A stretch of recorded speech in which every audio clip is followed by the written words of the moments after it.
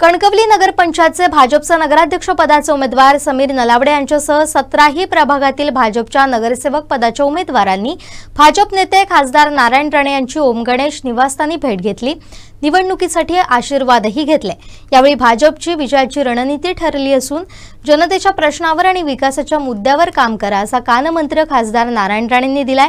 यावेळी भाजपचे प्रदेशाध्यक्ष रवींद्र चव्हाण, कॅबिनेट मंत्री तथा सिंधुदुर्गचे पालकमंत्री नितेश राणे, भाजपचे जिल्हाध्यक्ष प्रभाकर सावंत, प्रदेश उपाध्यक्ष अतुल काळसेकर, महिला जिल्हाध्यक्षा कोरगावकर आदी उपस्थित होते।